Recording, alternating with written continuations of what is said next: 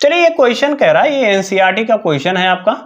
Question कह रहा है कि 27 डिग्री सेल्सियस पर 2.5 लीटर जल में, है ना, तो जैसे जैसे दिया गया है उसको पहले लिख लेते हैं। पहले क्या लिखोगे भैया, गिवन क्या दिया गया है, कह रहा है 27 डिग्री सेल्सियस है, तो तापमान लिख लो भैया T। तो T बराबर कितना है, 27 डिग्री सेल्सियस है, केल्विन में बदलना है तो 273 जोड़ दो, तो बराबर कितना हो जाएगा, 300 हो जाएगा, यानी 300 केल्विन हो जाएगा। और I बराबर देखिए यहां पर दिया है, अच्छा आयतन भी दिया है, तो आयतन है मतलब V, तो आयतन को हम किससे लिखते हैं भैया, V से लिखते हैं। और इसका 2.5 लीटर दिया, तो लीटर बदलने की जरूरत नहीं है, ml में नहीं लिखेंगे, लीटर को लीटर में ही रहने देंगे। अब कह रहा है कि इसके लिए I का जो वैल्यू है वो दिया है 1/2 गुणांक, यानी I 2.47 दिया है कि कितनी मात्रा घोली जाए कि उसका प्रासरण दाब मतलब पाई, उसका प्रासरण जो दाब है मतलब पाई बराबर कितना, मतलब कितना 0.75 ATM हो जाए, ऐसा दिया हुआ। ठीक है, अच्छा बहुत इजी है। अब कह रहा है कितनी मात्रा घोली जाए, इसका मतलब क्या है, विलेय की कितनी मात्रा, मतलब कैल्शियम क्लोराइड कितना घोला जाए, तो CaCl2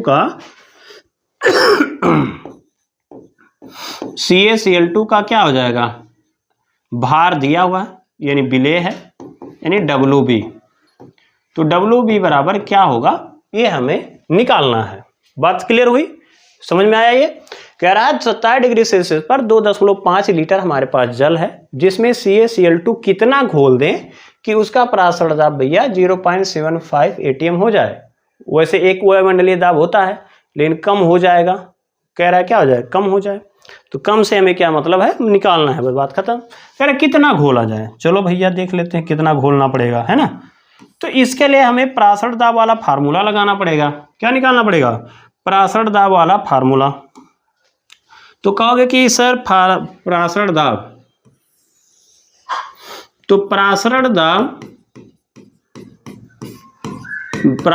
मतलब पाई बराबर क्या होता है, तो हमें पता है कि भैया I लगा लो, गुणांक रहेगा, CST है, और इसको हमने कहा था कि इसके लिए हमने लिखा था फार्मूला, देखो ICST, C क्या था, सांद्रता था, जिसमें हम कहते हैं मोलों की संख्या बटे आयतन, मोल पर लीटर।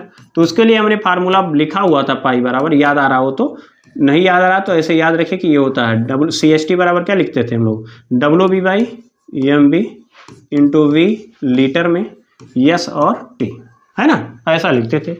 तो इसका मतलब क्या है कि भैया I हमें पता है, WB पता है, MB अणुभार नहीं पता है, और B है लीटर में वो भी पता है, S का मान याद करना है, S का मान याद रख के जाना पड़ेगा, S बराबर 0.0821 लीटर ATM, ठीक है, केल्विन मोल यूनिवर्स होता है ना, ठीक है। अब ये हो गया। अब यहां पे अगर देखेंगे तो प्रासरण CaCl2 का अणुभार बताइए क्या होगा आप लोग, CaCl2 का अणुभार बताइए कितना आता है।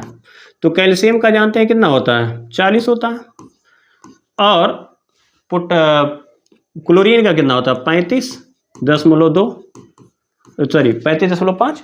देखो कैल्शियम का हमें पहले अणुभार निकालना होगा, जिसे हम कहते हैं MB। क्या कहते हैं हम, MB। तो कैल्शियम का परमाणु भार 40 है और क्लोरीन की संख्या कितनी है, 2 है, तो 2 लिखेंगे, और एक का कितना 35.5। तो 35 दूनी 70 और 1 71, तो 40 और प्लस 71 हो जाएगा, तो 7 4 11, यानी 1 हो गया, 7 4 11, यानी 111 आ गया। कितना आ गया भैया, 111 आ गया, है ना, मिल गया। अब वैल्यू पूरा पुट कर लो। तो I का जो वैल्यू था वो कितना दिया है, 2.47, तो यहाँ 2.47 लिखो। WB विलेय का भार, तो WB जो है आपका कितना दिया हुआ था, कह रहा है वो तो हमें निकालना ही है ना। तो पूरा प्रासरण दाब पहले लिख लो। प्रासरण दाब जो है देखो यहाँ दिया हुआ है आपका 0.75, तो 0.75 है बराबर I का मान कितना दिया हुआ है, या तो रुक जाओ पहले फार्मूले उड़ा दो यार, WB बराबर क्या हो जाएगा, तो पाई लिख लो into MB into V L हो गया, और डिवाइड बाई क्या हो जाएगा, आई हो जाएगा, यस हो जाएगा और टी हो जाएगा। तो पाई की वैल्यू रखिए, है ना। अब पाई की वैल्यू कितना है भैया, 0.75 0.75 EMB। अणुभार जो है वो कितना है, 111 है, ठीक है 111। शिवम यादव कह रहे हैं 3.421, हाँ ठीक है, वेरी गुड, ठीक है। और उसके बाद आयतन कितना है, 2 लीटर है, आयतन 2.5 लीटर है, इसको लिख लिए।